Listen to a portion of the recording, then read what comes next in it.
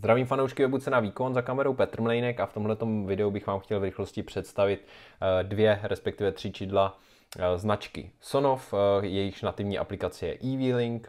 Značka Sonov je poměrně populární, protože nejenom, že můžete používat ty produkty v eVeeling aplikaci, ale lze je integrovat třeba i do čím dál populárnějšího Home Assistanta a tak dále. Takže v tomto videu bych vám chtěl představit tyhle bezdrátový Zigbee čidla pro chytrou domácnost. V podstatě se jedná primárně o to, že tohle je starý hranatý model a tenhle ten kulatý, to je model novější. Pak je na trhu ještě jeden model, který vyšel společně s tímhletím, to je verze s displejem, tu tady bohužel nemám, dávám tady na ní aspoň obrázek, ale můžeme si je v podstatě porovnat, protože dalo by se říct vnitřnosti jsou stejný jako u tohodle čidla. No, pokud bych to měl vzít postupně, tak čemu by vám tyhle čidla mohly být? No prostě měří teplotu a vlhkost, jsou určeny do interiéru a díky těm hodnotám můžete provádět nějaká automatizační pravidla, takže podle teploty si můžete třeba pouštět klimatizaci nebo topení. Co se týče vlhkosti, tak si můžete spustit třeba zvlhčovač nebo odvlhčovač a tak dále. Prostě vytvářet různé automatické akce. V mém případě třeba ty čidla používám nejenom jako upozornění, že by bylo dobrý vyvětrat, ale automaticky třeba spouštím větrák v koupelně, když je tam prostě moc vysoká vlhkost. Ale na co je použijete, je samozřejmě na vás, je to vlastně omezený jenom vaší představivostí. V tomhle videu já chci prostě primárně porovnat respektive tři tyhle produkty značky Sonov, které jsou velmi levný obecně, ale jsou mezi nimi určitý odlišnosti, takže abyste věděli, který by mohl být právě ten pro vás zajímavý. Pokud to vemu postupně, já jsem si tady na to udělal takový tahák, ten najdete ve článku na webu Cena Výkon, ale já jsem si ho sem dal takhle bokem, aby jsme se na to mohli koukat hezky systematicky. Takže tohle je starý, dalo by se říct první čidlo teploty a vlhkosti od Sonofu.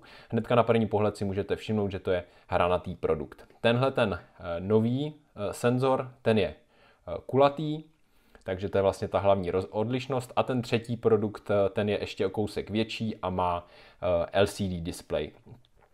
Co se týče baterie, tak v tomhletom najdete knoflíkovou baterii 2450, v tomhletom je trošku tlustší, stejně velká baterie 2477, takže je vlastně o něco vyšší.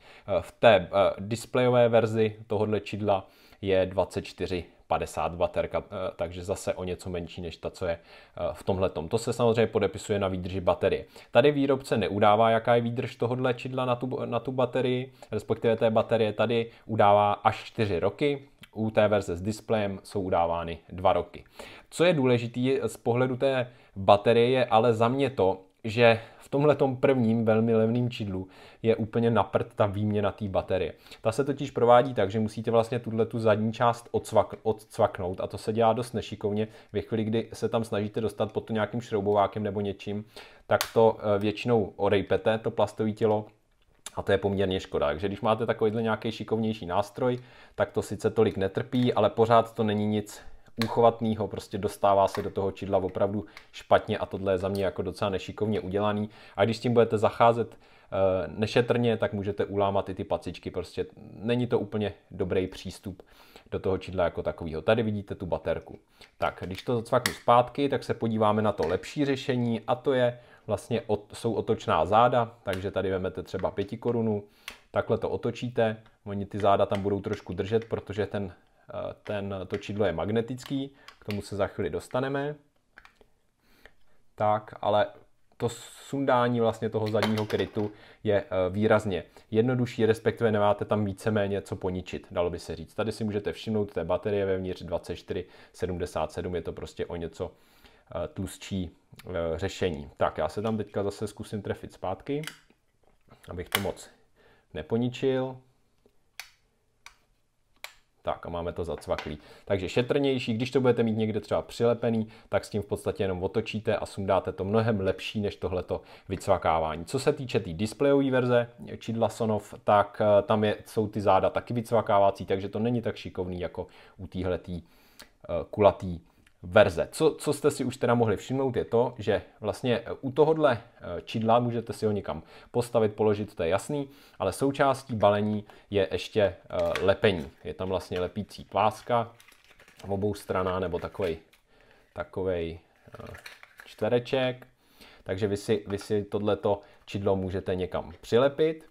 Součástí té displejové verze je taky lepení, ale je tam ještě stojánek, takže tu si můžete postavit, ale co je asi nejzajímavější, je zase tohleto kulatý čidlo, protože součástí balení tohodle čidla je nejenom lepení, ale ještě takovejhle kovový vlastně držák s vrutem.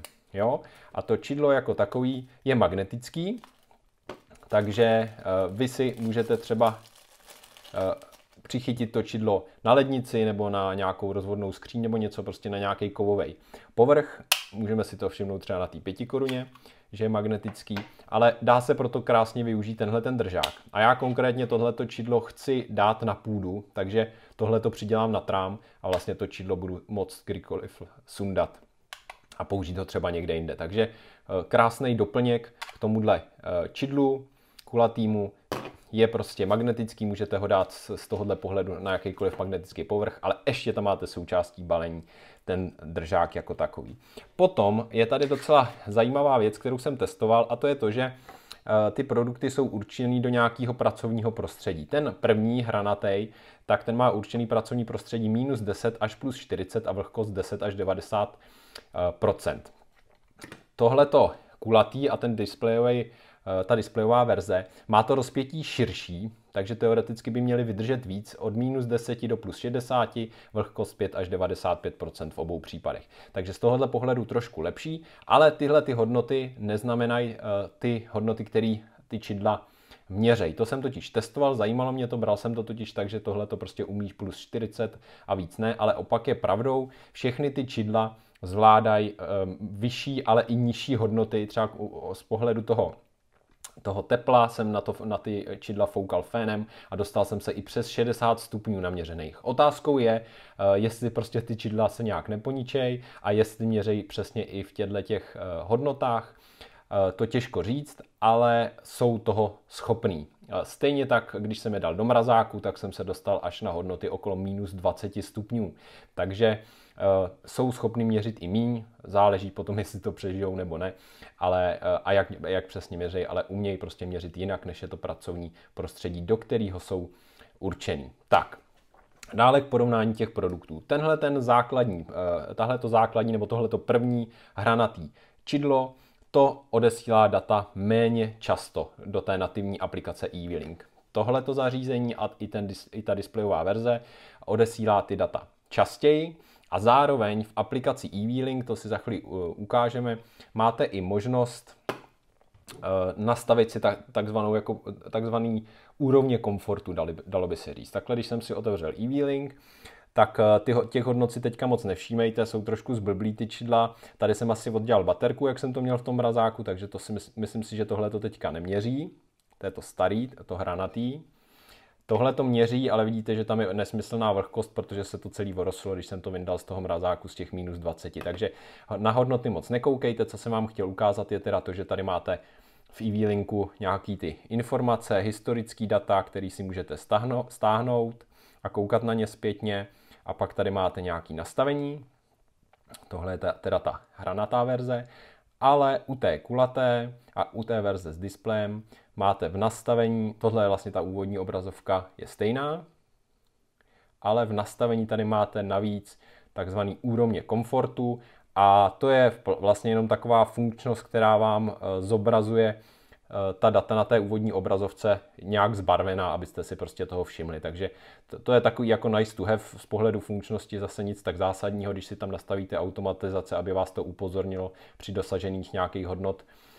Vlastně podobné funkčnosti docílíte i tím prvním čidlem, ale tohle je jako docela hezký možnost si to takhle nastavovat.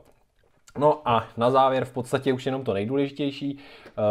Na první pohled se někomu může líbit prostě víc to hranatý, někomu víc to kulatý. Obecně prostě lepší je to novější kulatý čidlo, případně ta verze s tím displejem.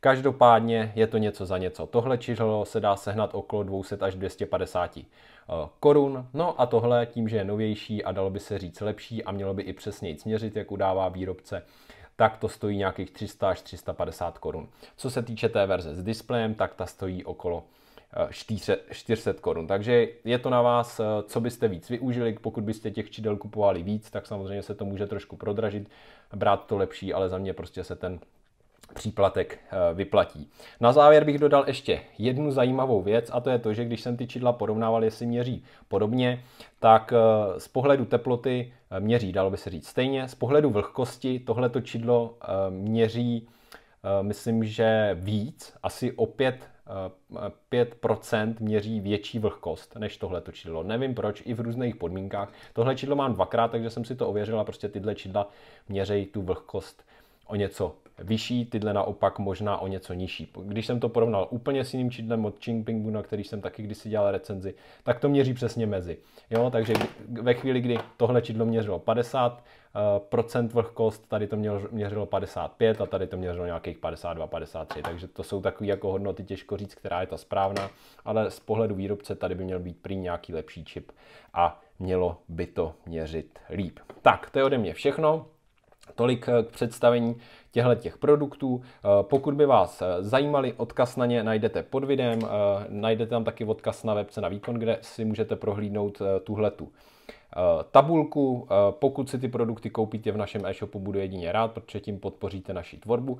A nezapomeňte, to jsem možná zapomněl na začátku zmínit, že aby vám tyhle ty prvky v EV-Linku nebo třeba v Home Assistantu a tak dále fungovaly, potřebujete mít k tomu Zigbee Bridge, takže tu řídící jednotku, se kterou tyhle ty čidla budou komunikovat. Tak, to je ode mě všechno, mějte se hezky a zas u nějakého podobného videa na viděnou, naslyšenou.